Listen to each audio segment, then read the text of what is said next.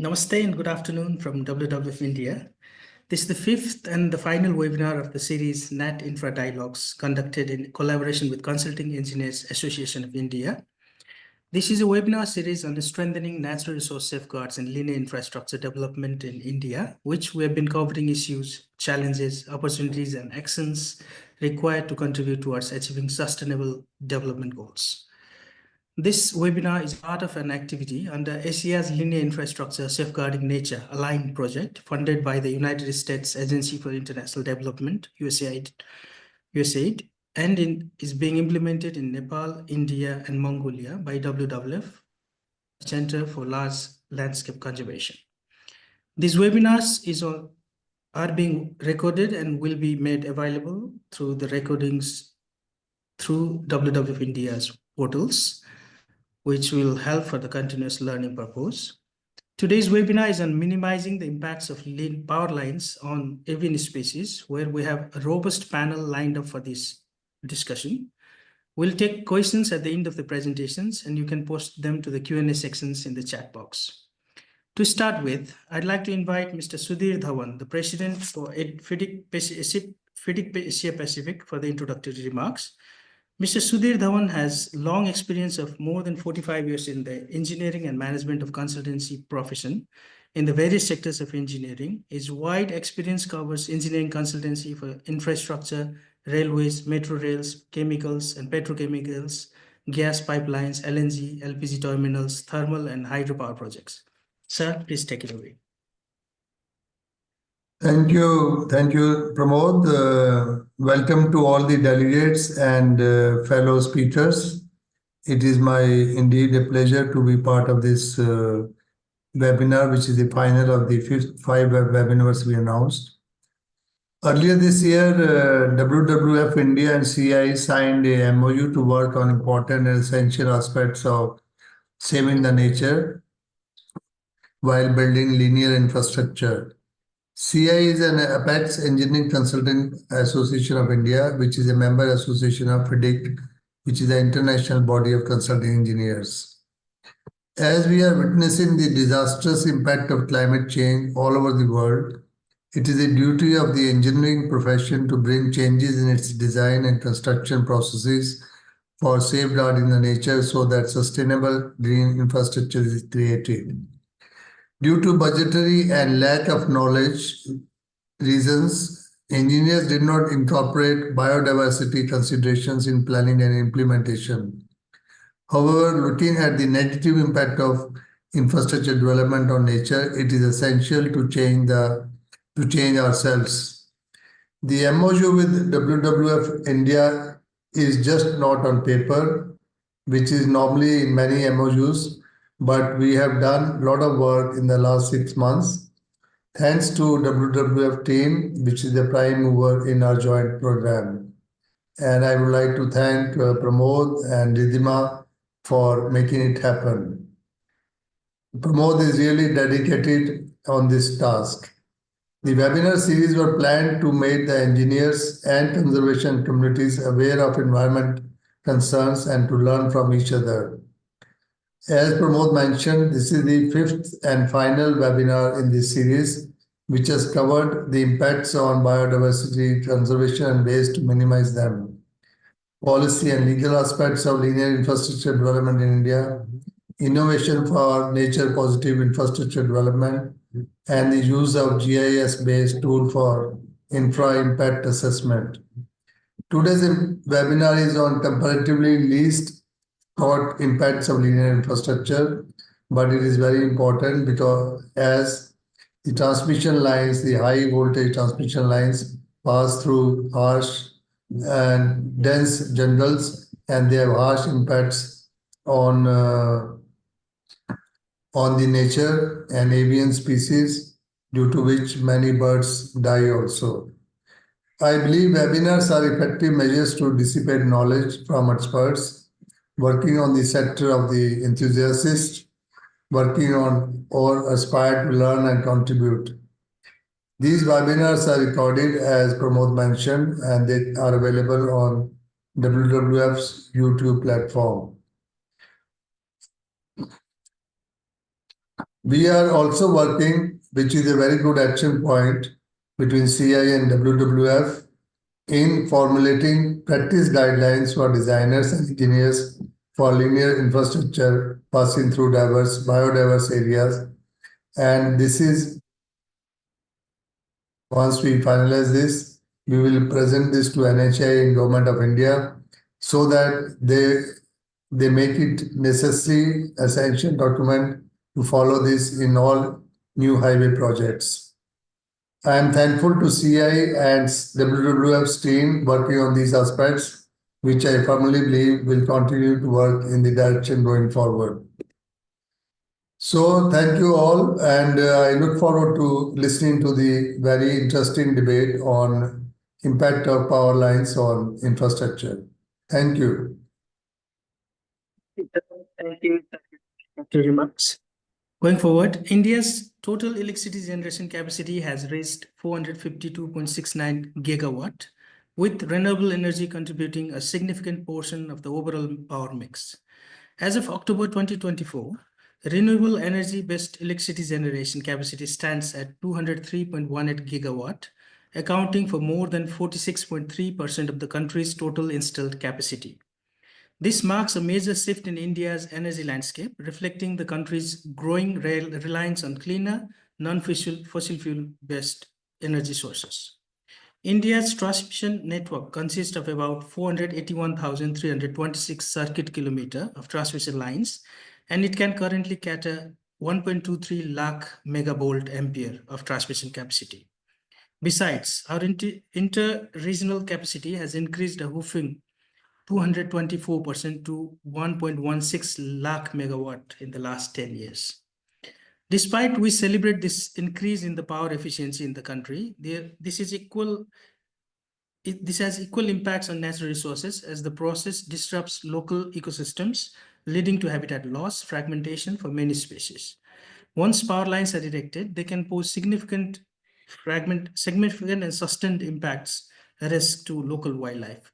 This is particularly true for large birds of prey, raptors, critically endangered birds like great Indian bustards, flamingos, and migratory birds, among other species. To discuss on this aspect, to shed light on this aspect and existing scenario, we have our first speaker, Mr. Bhupesh Mohapatra, Director at ACOM. Bhupesh has an extensive career spanning over 24 years and positioned himself as an experienced professional in the development sector, particularly in environment and socio-economic planning sector. His expertise encompasses organizational development and management of large-scale projects in the developing countries. His profile reflects a blend of strategic leadership, technical expertise, and a commitment to sustainable development, aiming to navigate complex environmental and socio-economic landscapes. Let us hear from Bhupesh. Sir, please take it forward. Thank you. Thank you, Pramod. And am I audible? Yes, sir. Good afternoon, everyone. Thank you, Pramod. Thanks a lot, Sudhir sir. Thanks a lot, Mathur sir, and other panelists, as well as the fellow colleagues who are here. I'll be sharing my screen. I think we have 7 or 8 minutes of time, so I'll be sticking to the time. And all the discussions and discussions will be taken up at the end of the session. Please let me know if you can see this. So can you please change it to the PowerPoint presentation mode, sir? Yeah, I already did. Is it visible? It's not actually, sir. It's in the viewers profile, sir. Can you shift to the presentation mode, sir? Yeah, I already did it to the presentation mode. Can you see it now? But we can still see the presenters mode, not the presentation mode. So okay. So let me stop sharing, and I'll just once again I'll do it again, sir. Sure.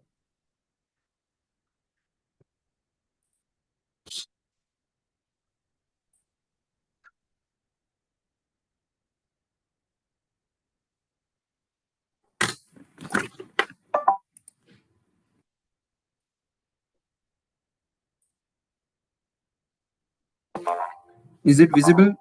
Yes, sir. Pramod? Yes, sir. It is visible now, sir. Yes, sir. Please go ahead. Okay, thank you. I'll start with my presentation. My the structure of presentation is like this. So I'll have a quick background on the applicable regulatory framework. I'll be completing some of the aspects on the multilateral financial institutions and their standards with respect to the ecology and biodiversity, especially ecology and biodiversity. Then what are the additional, I think some problems happening at my end. Is it visible, the slide, second page? Yes, sir. Structure of the presentation. Yeah. So additional safeguard requirements with respect to the birds, and especially the GIB, and how the biodiversity mitigation measures are taken with respect to the renewable energy projects and power lines. I have a couple of slides with respect to that. If time permits, I have a short video which is also available on the YouTube that we can see, and I have the link at end of the presentation. Thank you. So with respect to the biodiversity conservation, we have a couple of regulatory standards and applicable laws in India, among which the Forest Conservation Act and Wildlife Protection Act plays a pivotal role with respect to the conservation of forest and wildlife. So the essence of the act stands that protection of the legally protected areas, wildlife sanctuaries, etc., and taking the adequate legal approvals or permissions before diverting the forest land or the uh, wildlife areas. With respect to this, there is a decree by the Ministry of New MNRE, Ministry of New and Renewable Energy, in 2019, with respect to installation of bird diverters on the transmission line, and there are some guidelines proposed by it with the help of WII, Wildlife Institute of India. And lastly, some other approvals with respect to the tree cutting NOCs, which is required because it is an integral part of the regulatory standards and requirements. I'm covering a very short aspects with respect to the regulatory aspects. Now I'll be taking up a couple of slides on the what are the requirements from a multilateral financing institutions. Specifically, I have covered 4 major institutions who fund a lot of projects or high value projects. So first is International Finance Corporation, which is the private wing of the World Bank. Usually World Bank funds the domestic or sovereign projects to Government of India or state governments, and IFC finance the projects with respect to the private clients. So IFC has 8 standards, which we call it performance standards. And performance standards stands for IFC PS to manage their environmental and social risk. Similarly, ADB has SPS, what we call it safeguard policy statements. There are 3 policy statements with respect to the protection of environment, land and resettlements, and the indigenous people. So the main objective of ADB is to comply with the better management of environmental and social risks, which ADB funds for a project. And similarly, AIIB, which is the emerging bank in Southeast Asia and has a couple of funding in India as well as in Southeast Asia. They have their standards, which is called ESF, Environment and Social Framework. And all these frameworks and performance standards more or less looks alike, and their major objective is to protection of environment and social risk. For the private sector banks, which is commercial banks, the Equator Principles is the applicable standard, which shortly we call it EPFI, Equator Principal Financing Institutions. They have 10 standards, which is called EP standards, Equator Principle. And these 10 standards mostly apply in the project finance kind of transactions. However, these are not applicable in structured transactions or in balance sheet loan book.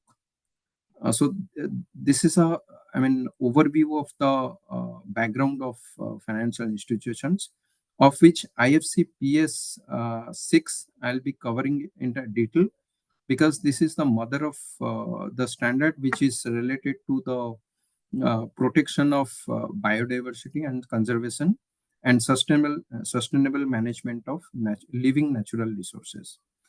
So this PS covers in detail, as I tell previously, the basic objective is to conserve the biodiversity.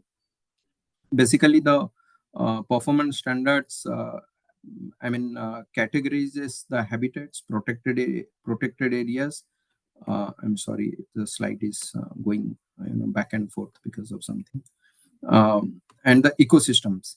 So it is laying the foundation is basically with respect to taking the taking reliance on IUCN database, on IBAT, International Bird for IBAT database.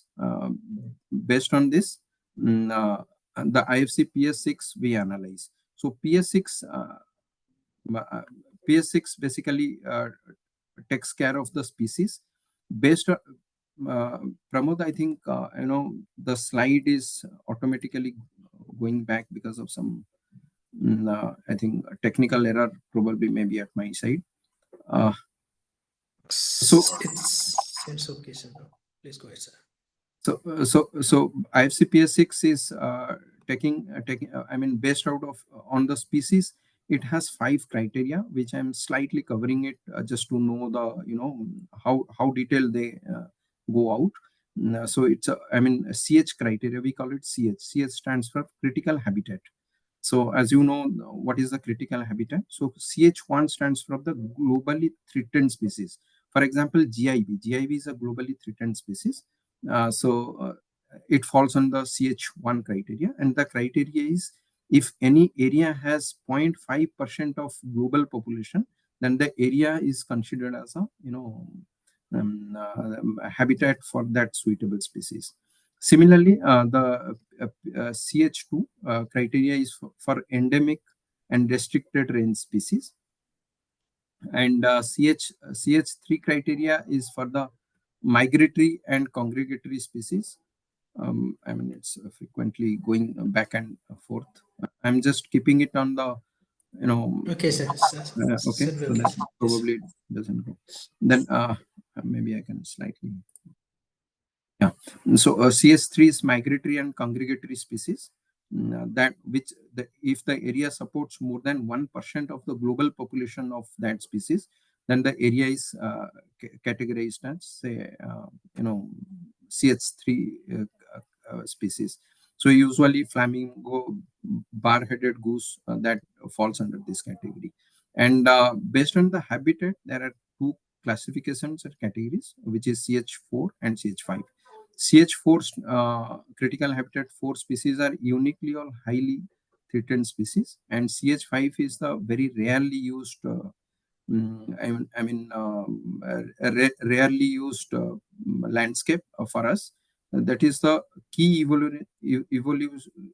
evolutionary process. For example, if your species habitats are getting changes with respect to time, so how that evolutionary process comes up, that particular species that we put on the CH5 criteria. So what I'm saying this, these are the criteria that determines how deeply you go for the biodiversity assessment for a funding projects, either from World Bank or from the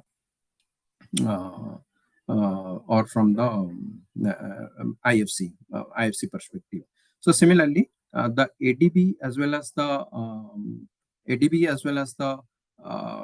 other banks also lay on these principles, and they closely follow the IFC PS6 and the equator principles, where the private banks or lenders, commercial lenders, they fund a project.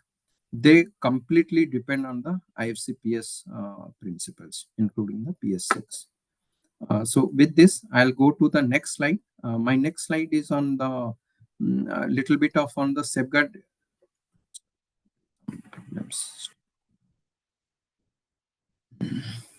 Yeah. This is on safeguard requirements with respect to the GIB habitat. So GIB stands for Great Indian Bustard. As you know, Rajasthan and Gujarat are the two major states that supports the GIB population. I think, can you share a screen, because I'm getting bit of problems at my end. Sir, I'll share that. Please Yeah, continue sure. with your speech. Yeah. Okay. So I'll go to slide number 6 with a GIB map. Can you please share, Pramod, if you can share? I'll speak from here. So GIB mapping was done with the help of WII. They categorized the three areas. First is the priority area. Priority area, I mean the arc kind of belt you see, which is the priority area, roughly covering around 13,600 square kilometer, where the GIBs are mostly found. And the next area is the potential area. That means potential areas are adjacent to the priority area, which which has the habitat to support the GIB population, for the GIB population. Hence, these are called the potential area.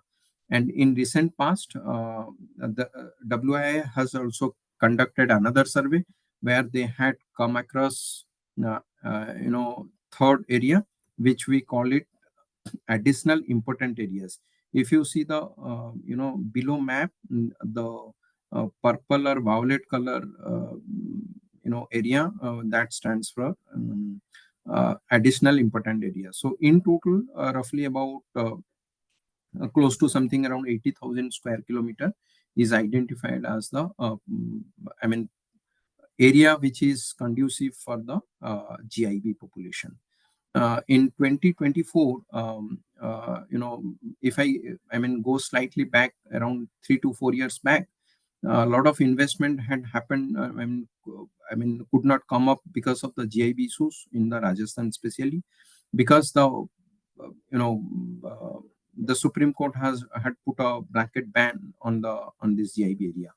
So in 2024, Supreme Court had lifted some of those bans, and they are trying to see the restrictions, especially in the core area, which is the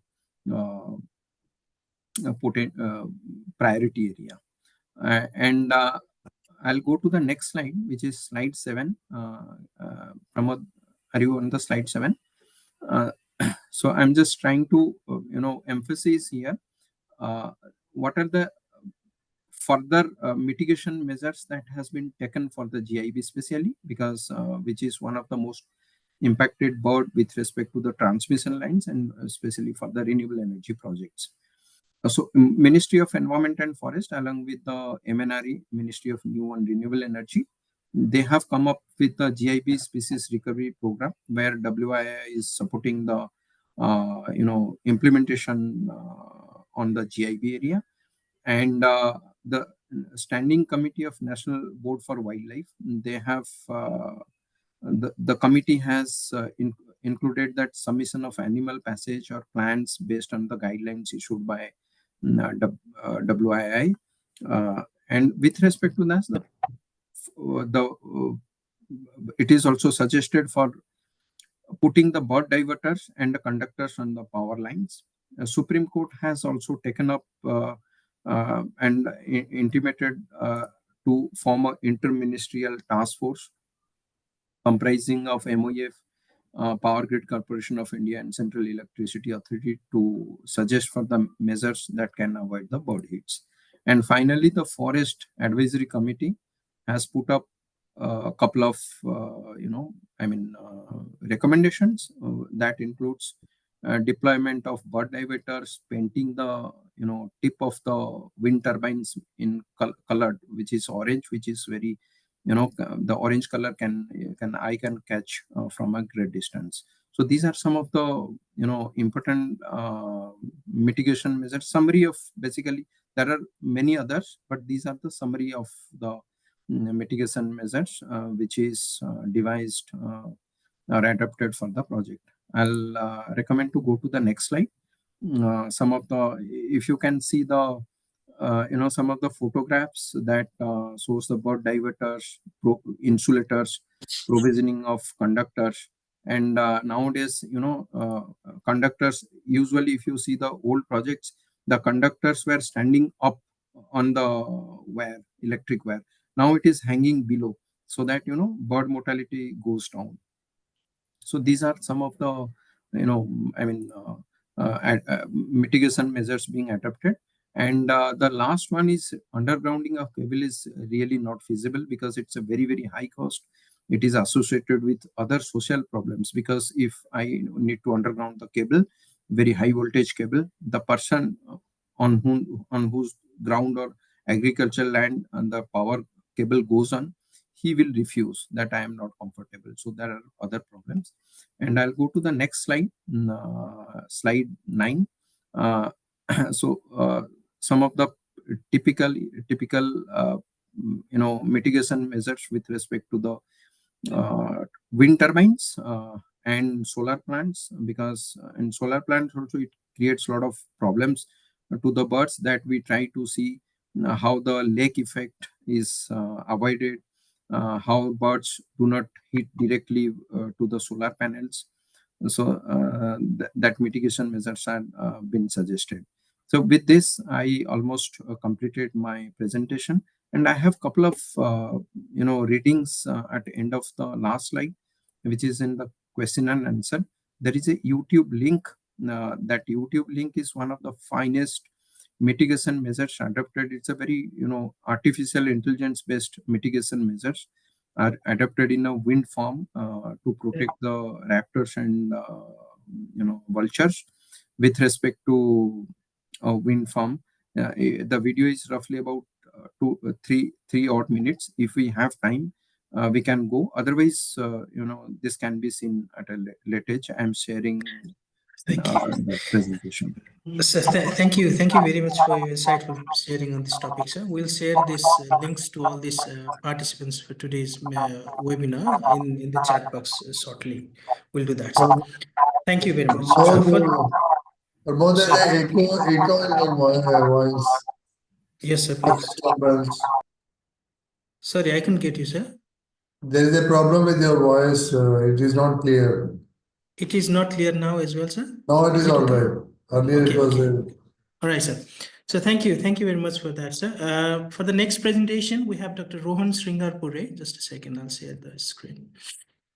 Pramodji, I can share. No, before that, just a sharing. Okay. So for the next presentation, we have Dr. Rohan Sringarpure. He has a doctorate in biological science from the microflora of vultures as the specialization. He's currently working as the coordinator for the Raptor Conservation Program with WWF-India. He has previously worked with Bombay National History Society for over 13 years for conserving vultures in Haryana, Madhya Pradesh, and Uttar Pradesh. The floor is all yours, Dr. Rohan. Please take it away. Thank you. Thank you, Pramodji. And thank you, WWF-India, for giving me this opportunity to present on such an important topic. I'll just quickly start sharing my screen. Can you see my screen, Pramodji? Can you confirm that? Yes, it is visible. Okay. Thank you. Please go ahead. Excellent. Yeah. So good afternoon, everybody. I am Dr. Rohan, and today I will introduce to you to something that is evident but often overlooked. That is the effects of power lines on a group of birds called raptors, and what could be some potential strategies to prevent these effects. So this will be the structure of my presentation. The first section would explain why raptors as a group are susceptible to electrocutions and collisions from power lines. The second section will describe the problem not only to the birds, but also to the power companies. And the third section will propose some potential cost-effective mitigation strategies, which are prescribed by the IUCN guidelines and also incorporated in the central Electricity Authority of India's Gazette notifications, Gazette regulation on the technical standards for construction of electrical plants and electric lines of 2022. So going on to the first section. So there are two main reasons as to why raptors are susceptible to electrocution and collision. The first of the two reasons is the morphological characteristics of raptors.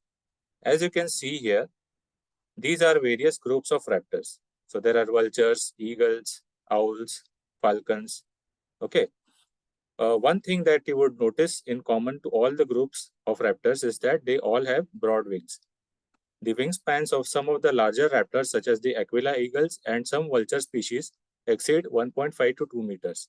Now, if you can imagine, if such a large bird is perched on the transmission towers and it's stretching its wings, there are high chances of it touching two conductors simultaneously and getting electrocuted. Also, while flying, if the larger raptors suddenly encounter a power line, they do not get enough time to navigate their bodies to the line and they eventually collide against the line, often leading to a fatal result. In contrast, although the smaller raptor species such as falcons, they are more agile, they are also extremely fast and often do not get the reaction time that is needed to avoid the power line. And they again collide into the power line while chasing the prey. The second reason is the behavioral aspects of raptors. Now, raptors are primarily hunters or scavengers that like to perch on the tallest available perch in the area to scan the surroundings and spot their prey. They also like to have a secure environment to avoid predation from larger birds or larger animals.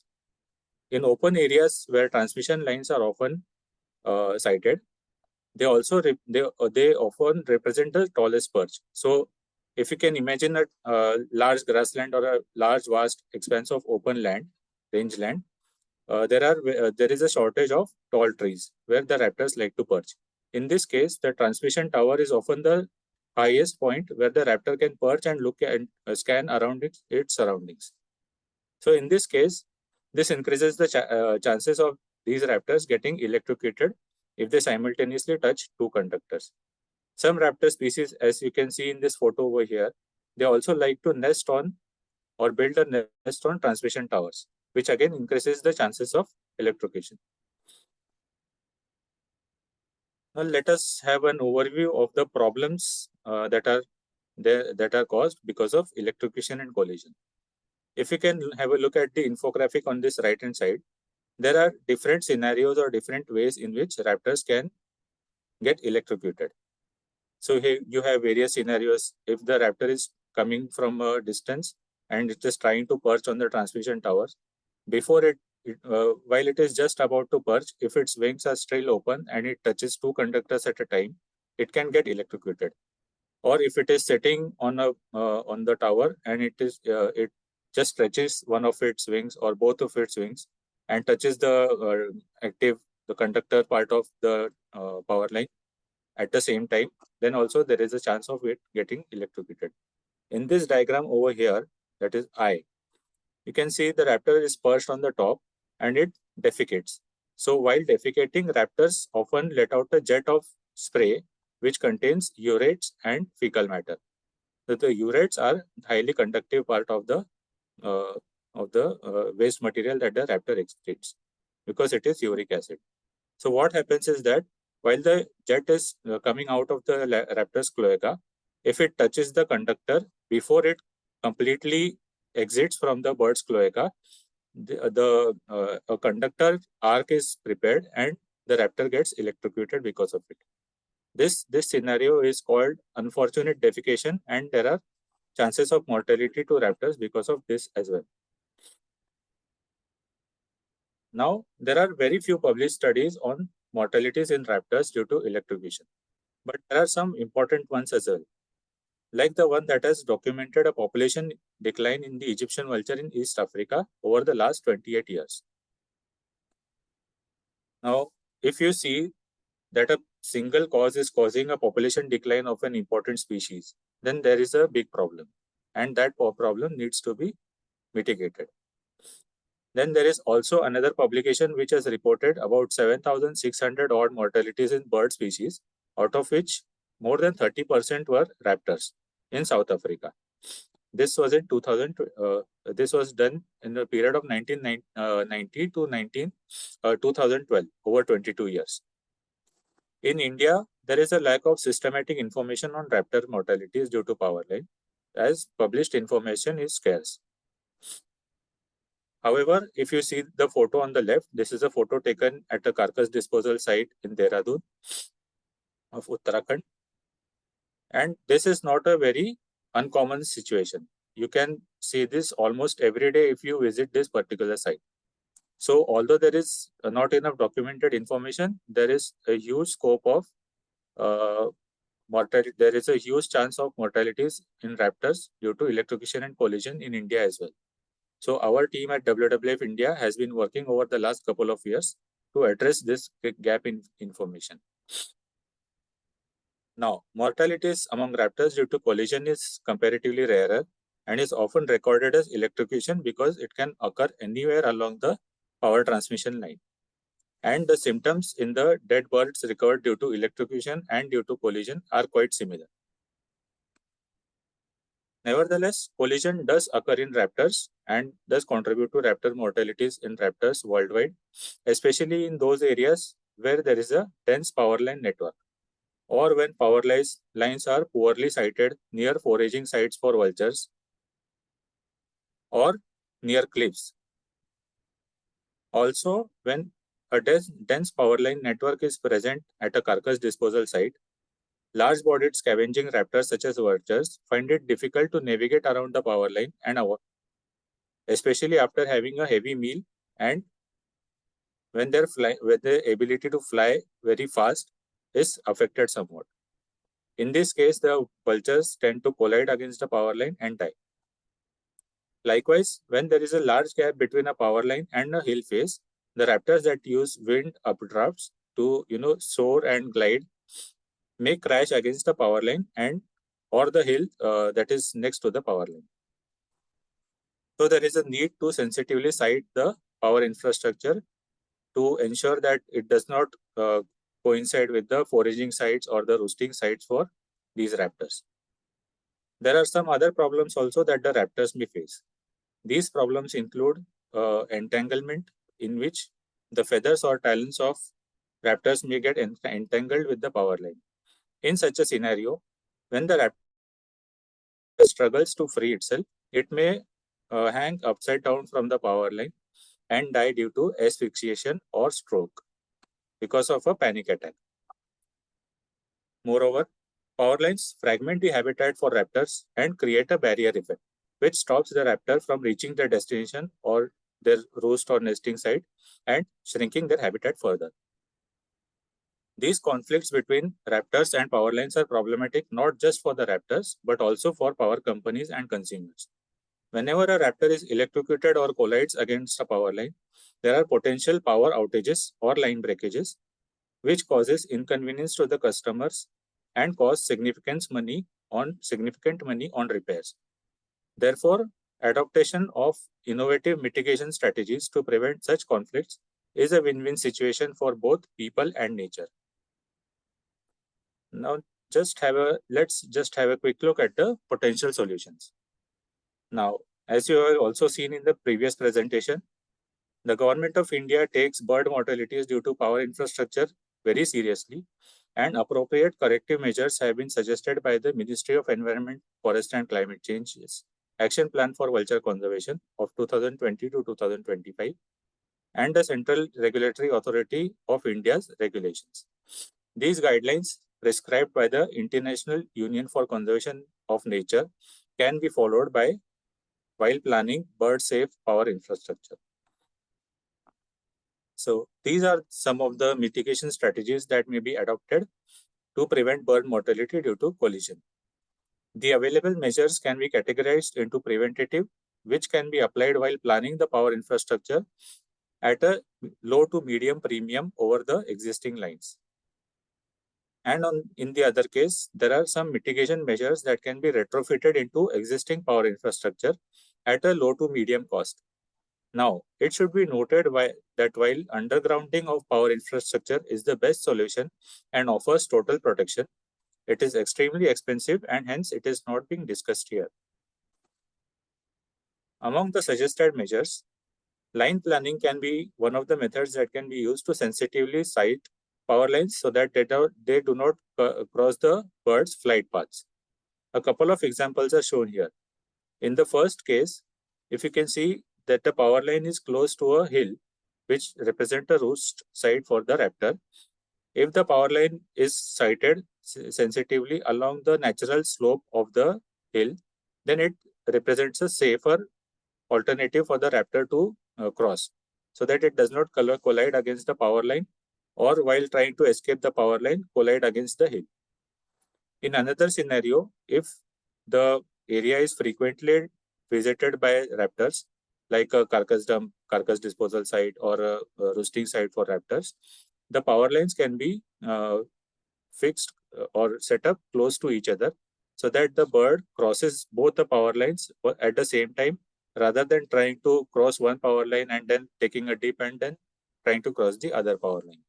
So these are some of the simple strategies that can be used to ensure that, or to reduce the chances of collision to raptors. Other strategy can be the retrofitting of mitigation measures such as this bird flight diverter that you can see over here. So in this case, this bird flight diverter it covers a larger surface area. It also acts as a line marker, and which the raptor can see from a longer distance and can plan its flight so as to avoid collision against the power infrastructure. So this has been set up at Jodhpur, Jaisalmer districts to primarily to reduce the mortalities in the Great Indian Bustard. Sorry, somebody has raised their hand. Ravanji will not be taking the direct questions, so we'll be taking them in the chat. So I can continue, right? Yeah. So what I was telling is that these bird flight diverters also act as line markers, which the raptors can sight from a distance, and can avoid getting collided against the power lines. Pramodji, this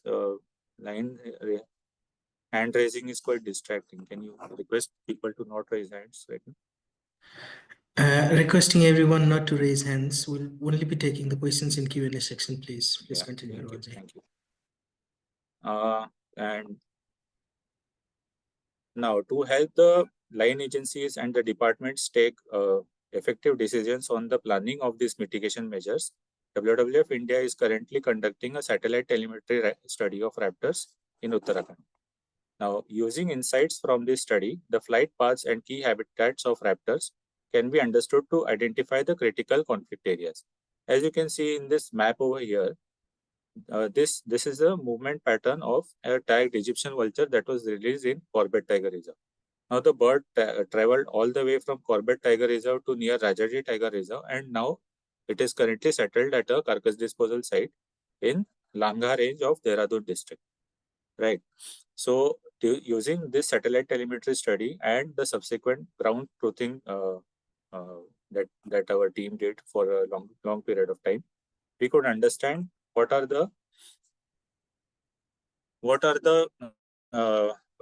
collision hotspots, or a particular patch of power line that where the raptors can collide or get electrocuted most often. So now we are in a position to recommend this particular portion or the collision hotspot to the government to plan effective mitigation strategies.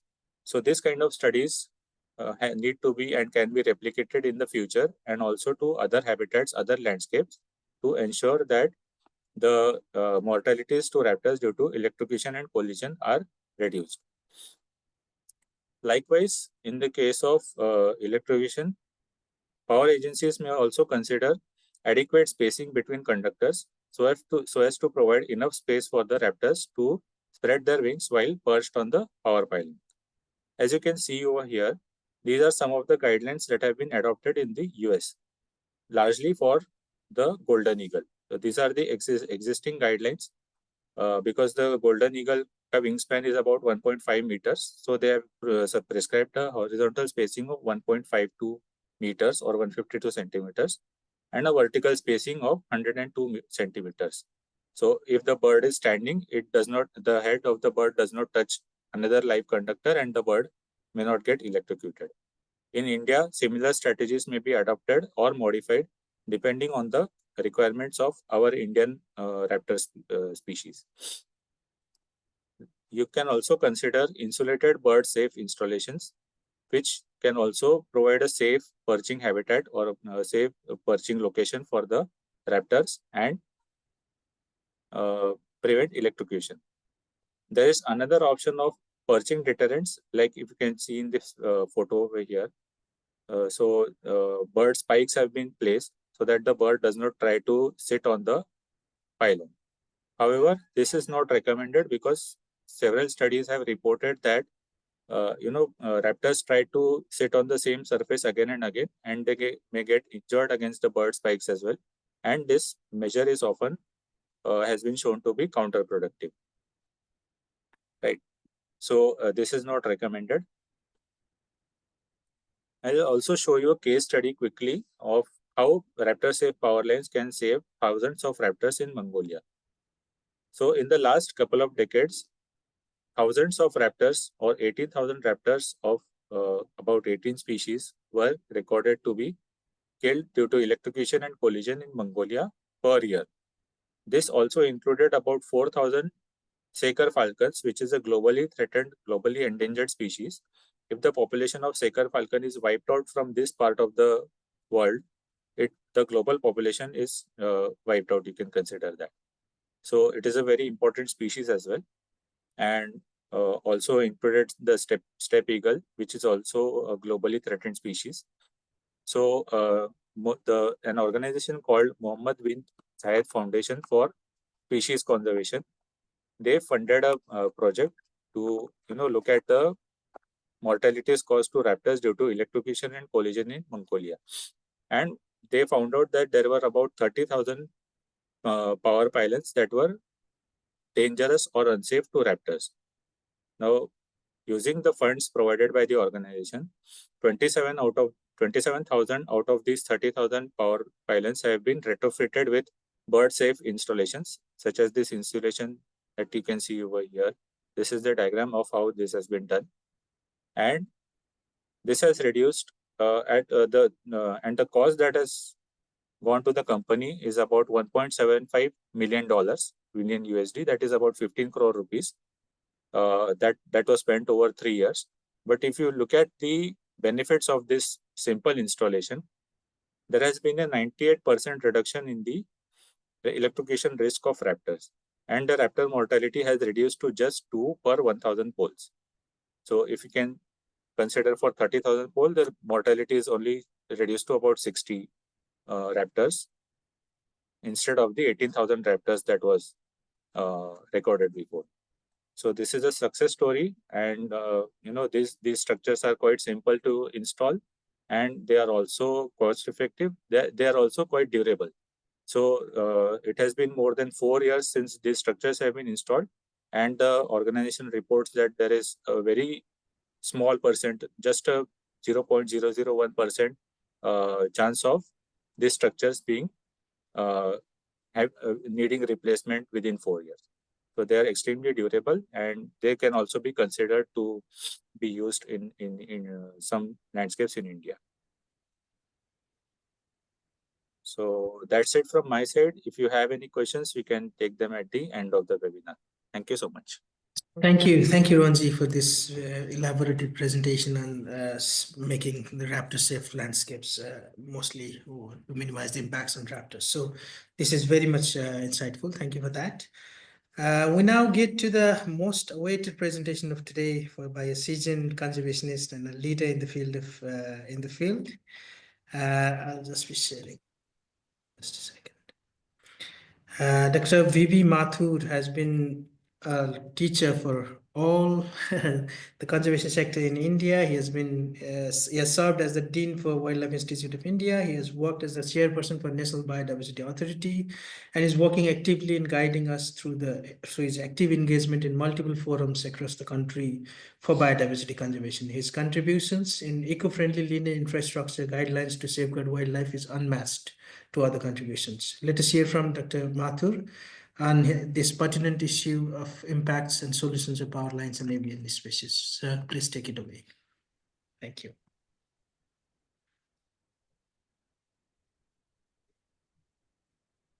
Thank you, Pramod. Can you see my slide? Yes, sir. Okay. So good afternoon, friends. I think my job has been made very simpler by my colleagues Bhumesh and Rohan by making some very elaborate presentation and talking about the problems and the mitigation. Nevertheless, I will try to first give a big picture to say that what is happening at the global level and what our countries is doing. Oh, Pramod, my slide is not moving. Pramod? Sir, can you please check, or else I can see it. Let me try again. 1 second. Let me try one more time. Let me try. No, it doesn't move. Oh. Really? So I'll share it on your behalf, sir. Just a second. Oh my God, that will create more. Anyway. The technology is, I mean, almost. We just checked it was working and now it doesn't. Yeah. I'll say stop share. Okay, I am sharing on your behalf, sir. So when you say next slide, then I'll go to the next slide. Okay, sir? Okay. Yes, sir. So okay, I had prepared quite an elaborate presentation talking about, in general, the growth of the power sector, because we have in our audience a large number of engineers and consulting companies, which of course are very familiar. But part of this growth is also linked with its impact on conservation, particularly the avian species. And I would also talk very briefly on a new tool which is now available for measuring the avian sensitivity. And finally, I will spend some time in the key takeaways that we have from this session. Of course, everybody knows that India has both the conventional sources of power, the coal, lignite, natural gas, and so on. But we are also looking at the non-conventional sources. And interestingly, as a child, I remember as a young student, we were told that the non-conventional are very good. But today we have problems with both wind and solar. And that is why Pramod decided to have a webinar on that, because we need to look at what the solar and the wind sector can do. But definitely our energy mix is based. 55% is on the fossil fuels, and we are now looking at renewable. Next one, please. So see, we have huge targets for renewable energy. And when we talk of power infrastructure, we are talking at issues relating to generation, to transmission, and distribution. And all three of them can have impacts on wildlife and on birds. And therefore, we need to be very, very careful as we deal with the power sector. Next one. So coming back, that we, as a country, we have also signed the Paris Climate Agreement. We are also signatory to the Convention on Biological Diversity, the Kunming-Montreal Framework. And I am very pleased to say that we are the only G20 country which is on the track to achieve the targets under the Paris Agreement. That is something which is very, very encouraging for both the developers and the corporates, as well as the conservation community over there. Next one. So even with all this growth, see this bullet which says 50% of the rural poor households are still unelectrified. So you can say that our challenge is very, very humongous. On one side, we are trying to regulate this development, but yet we have a large number of people whose homes have to be lighted. Next one. And that is where we are now looking at two kinds of issues, which my both colleagues mentioned. There are issues with when we talk of power transmission, we are talking of problems coming out of electrocution and problems coming out of collision. And as one would understand, both have different magnitude and both have different solutions. And we, as a conservationist, need to find solutions to both of them. Next one, please. This is again, as I said, the India power growth sector. I came across this wonderful infographic. As we say, Dil Mange More, everything is growing. We have huge investments. The equity sector on the power side is growing. And we have some very interesting government initiative, the Saubhagya scheme and the Ujla scheme, and the discoms are being fed, meaning thereby that the power sector is going to see huge amount of growth. And therefore, our biologists, our conservationists should be up and ready to provide solutions to meet these challenges. Next one. So as you can see, the impact of transmission lines are manifold. I wanted to pick up next one, the picture. It's not only birds, it's the mighty elephant also which can get affected by that. This is a picture coming from Nagarhole, and you find several instances happening in my own state in Uttarakhand, particularly in Assam, and also in the state of Orissa. So sometimes it is the railway track, sometimes it is the tower, sometimes it is the loose wire hanging in the agriculture field. But these are something to do with the power transmission and distribution, and we need to find a fix for all of these. Next one. So I don't, as I said, we have already been talked about the problems related to both electrocution and collision. And collision, of course, is relatively more difficult to deal because it is harder to detect. But different species are involved. And the research, as our colleague was showing from Mongolia, we need to mount up studies in India, Nepal, Bhutan, Bangladesh also, because our part of South Asia, which is so rich, and under the Align project, we hope that we should be able to find solutions to that. Next one, please. Go ahead. So see, the problem is India is manifold. We also have migratory flyways. And from there, birds coming from the Central Asia are coming and roosting. And we find huge number of bird species to deal with. And therefore, migratory flyways taking into account is very, very important. Next one. You can see these flyways. You're aware. Keep going, keep going, keep going. Everybody knows, has seen the story.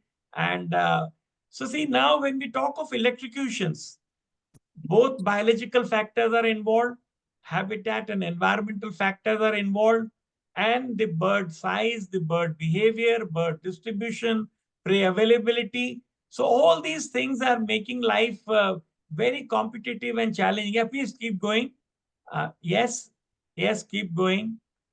Keep going on these. Yes, yes, please keep going. Yes.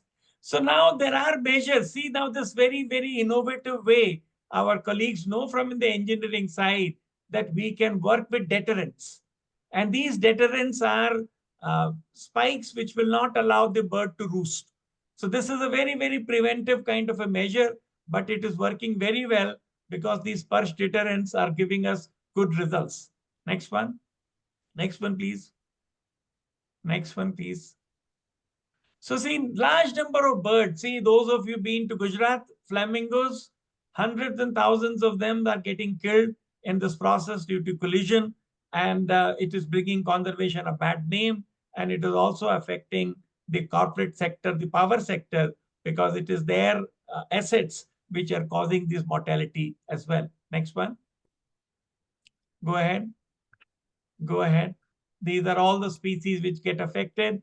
Now, preventing is something very important. And while engineering measures are good, I want to draw your attention to the third bullet point. It is not just the power and power transmission lines. We need to look at the surrounding lands, the garbage dumps, the carcass disposal sites. And that is where, Pramod, we need to expand our interaction with municipality, the authorities which deal with these local bodies, because it is their role which is very, very important. And this whole issue of solid waste management and garbage dump is making a very important contribution to the issue that we are discussing. Next one, please. This, of course, has been talked about. You can do with orientation. These are all design-related things that our engineers understand. Diverters are something which are very, very cost-effective. And you can see our friend showed one diverter. There are a couple of diverters which are now available. They are less than $1 a piece. And we need to put them in a retrofitting action and make it very compulsory that the existing power lines also are fitted. So they have both the values, both in the new power lines that we are laying and the existing ones as well. Next one. Go ahead. These are all. Go ahead. So in summary, what we are saying that knowledge of bird behavior is very, very important. So this today's dialogue is largely to bring the two communities together. The engineering committee, the CEAI is doing a great job, but we need to work with you, Sudhir Saab, so that you and I and our colleagues are all in the same plane. And whenever we need to look at the new power lines, we need to provide the SOP for the construction design. And obviously, there is no issue of a one size fits all. We will have to devise site-specific measures. Next one. Now, this is interesting. We have talked about the Great Indian Bustard. Our two colleagues mentioned about that. I will quickly run through it. Next one, please. This species is again very, very important in the Thar Desert. And that is where a large amount of both solar and wind power generation is taking place. And I want to stress again that this species numbers are down to less than 125. That is the global population.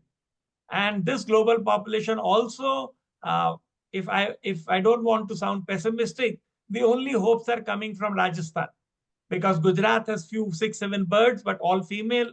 Maharashtra has 1 male, and 1 male and 7 females cannot do anything till we have a breeding population, which is where Rajasthan has to play an important role. Next one. Go ahead. Yeah, you can move ahead. Okay, move ahead. These are all slides. If I had more time, we would have done it. Now, this slide is interesting. You can see the downward trajectory. Few years back, when I was at the WII, we conceived of the captive breeding, conservation breeding proposal. We had at that time a population of 1260 in the 60s. And then when we started working, we were down to something like 200. And despite all the effort which are now taking place, we now have a global population left of about 125 birds. So therefore, we need to take urgent action. And I will show some of them. Next one of them. So this is one reason. These 3 slides, you and I have a frontal vision that we can look and turn around our necks, and we can find out what is coming, who is approaching. But these birds have a very limited kind of a thing, and therefore a small frontal vision does not allow them to detect in time, so that they can either duck, either they can go above or they can go below, and they get hit by the transmission lines. Next one. Go ahead. Go ahead. Go ahead. Now, talking about how can we save the bustards. See, there are 2 issues involved. The breeding itself is taking place very slowly. And because of that, you can't have many eggs and many young ones over there. And then there are all kinds of mortality, dog-related mortality and trampling over there and so on. So in 2019, the Government of India, the Ministry of Environment and the Wildlife Institute of India and the Rajasthan Forest Department came together, and we set up a captive bearing facility. Next one. Go ahead. Just show that.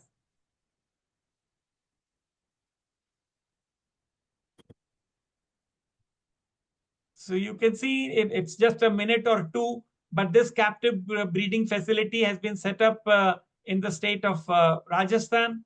And you can see this young researcher trying to help the raising of the bustard chicks. And this wonderful team of young WI scientists have now been successful in raising these birds from captivity. We are now looking at all modern means from artificial insemination. This is my colleague Sutirtha Ditta, who is leading this effort over there. So this is what the present scenario is. And fortunately, I'm pleased to say that it is working. We are able to raise them, and the young ones are now adults which are breeding. And this captive rearing program which has been developed, many people are involved, and you will see a bunch of young scientists. Next one, please, which are there. Now, coming back to this story, how can power agencies help? Obviously, there was a case was mentioned, can we do undergrounding? There are issues over there. But we can look at other solutions on that. At least in the new power lines, we need to follow what has been agreed now by the Supreme Court. We need to look at the mitigation and restoration. And see the last bullet. Conservation breeding is futile without power line mitigation and habitat restoration.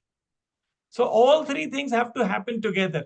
The scientists are doing their bit, the judiciary is doing their bit, the policymakers are doing their bit, and we now need the corporates to join hands. So only when all of us will be together, we will be able to secure the landscape of the Great Indian Bustard. Next one, please.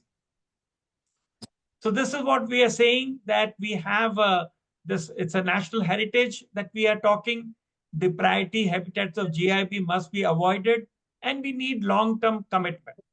See, this commitment is amazing. The commitment by young WI scientists, both young girls and boys together, they're scientists. And of course, my colleagues in the WWF, as we saw colleagues working on raptors and other species, we need to look at avian conservation in a big way. Next one, please. Go ahead. These are the young team. Now, this is something I wanted to spend a minute. The Asian Development Bank and the BirdLife International have developed this tool. This tool is publicly available.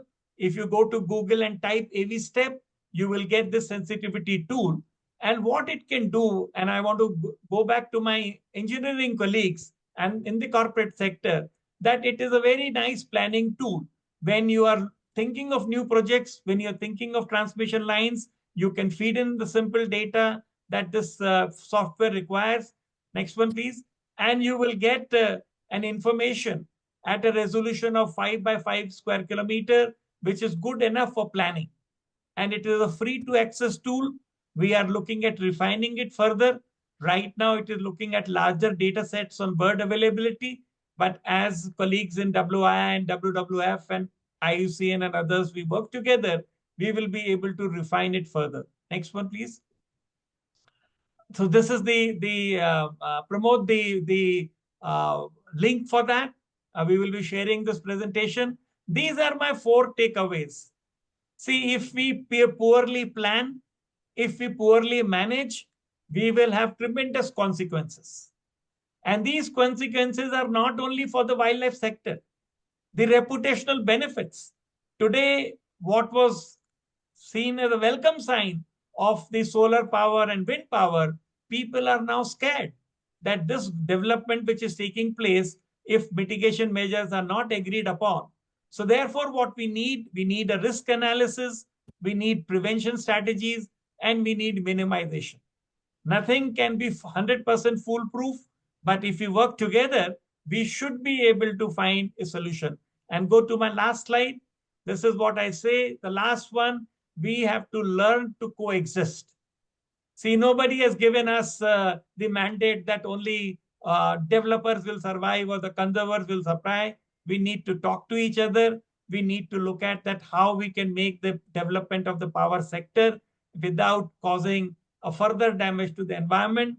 GIB is a very precious resource. It is also a state bird for Rajasthan. And therefore, this particular step which the WWF have taken, and Pramod in particular, of bringing us all together, I am very sure that this will help us to move ahead. I think that was my last slide. I will stop here.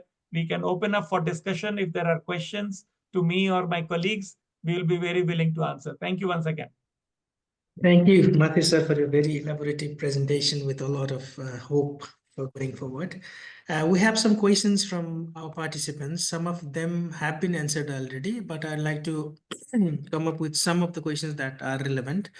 Deepika asks, are glow in the dark cables a solution of this mitigation measure? Because mostly what is perceived as is that the collision might have happened in the night as well, but if, the flight usually takes during the daytime. What is the real scenario? So could you please shed a light on, will the glowing sort of markers and others make better visible? Well, Rohan can come in. My answer is yes.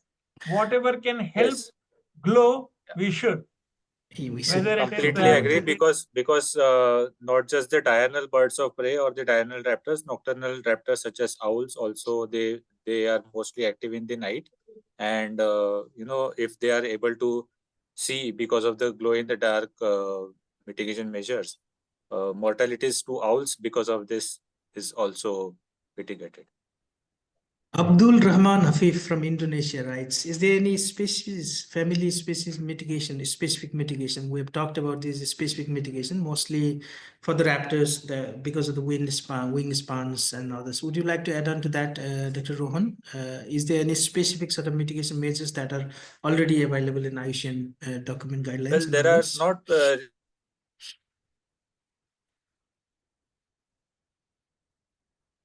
Did we lost you, Rohan? Seems like he's in bad internet bandwidth, so we'll just continue with the conversation. Tamosi Bhattacharya writes regarding, she has some questions with the references and links. We'll definitely share all these references and materials to you, to all the participants of today. Is there a study that indicates the type of divergence and invert intervals? That is again the same question that we have mentioned, I think. Are there any mitigation measures for solar panels creating lake effect of birds? Bhupesh sir, can you comment to this? Yes, yeah, please. sure. Thank you. So there are mitigation measures. The first mitigation measures is, while the new solar panels are coming with non-polarized, effect or kind of color code that stops the being creating a lake effect. And the second is, if you have seen the solar, sites, it is huge and huge length, running around hundreds of meters or, in length. So sometimes we put a break or so that birds while seeing from from a height, they see that yes, it is not a contiguous kind of thing that makes bit of add something to lowering down the lake effect. And the study materials which is required, these lot of study materials are available on website. If you find, it will have, you can get it. And I would suggest that IFC has a sector specific guidelines for wind, solar, everything. If you go to IFC, just type sector specific guidelines on the solar, so you will get each and everything. They have all the very nice, what are the problems, what are the mitigation measures, you will find out. Regarding the last question from Tamosi again, Yeah, Bhattacharya. sorry, I lost connectivity. Yes. But Yes, please. can I get back to the question that was there for species-specific mitigation measures? Yes, please. Bhupesh, can you go mute, Bhupesh? Yeah, Bhupesh, sure. can you mute yourself, please? Yeah. Yeah, thank you. So, going back to that question, there are no mitigation measures that are targeted to a particular species or a family of species as such. It is generally applicable to all bird species, but you can, of course, you can modify the guidelines according to the largest species that are using that particular power pylon as a perching. So if you have Egyptian vulture that is using the site for roosting, and the wingspan of Egyptian vulture is about 1.3 meters, you can the horizontal spacing can be more than 1.3 meters. That is one example. And the bird flight diverters that you can place, they have to be placed at a distance of 50 to 100 meters apart, depending on the length of the power line. And you can also put it alternating. So if there are 3 lines, you can put one on the first, then after 50 meters you can place one in the middle, and after 100 meters, you can place one after 50 meters. That can also be done to make it more cost effective, and also to mark the line for birds. Yeah, that's. Thank you, that's Rohan. Thank you, everyone. I think since we have run out of time, I think we should now conclude our conversation. We really enjoyed this conversation of today. Thank you very much, our experts panel, for this. So I'll make sure that all this information that are sourced today will be made available for all of the participants today, and also for a long-term learning, we'll be providing them in the WWF-India social media platforms. Thank you everyone for your presence in this webinar. Thank you, Sudhir sir and CEAI team, for your continuous support for this continuous events that we are doing regularly on a regular basis. We have some hopes that we will be publishing some other documentations going forward. We look forward to that.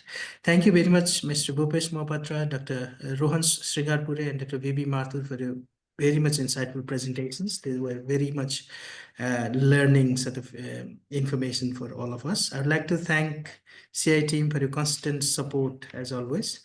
This collaboration and the webinar has been made possible by the generous support of United States Agency for International Development.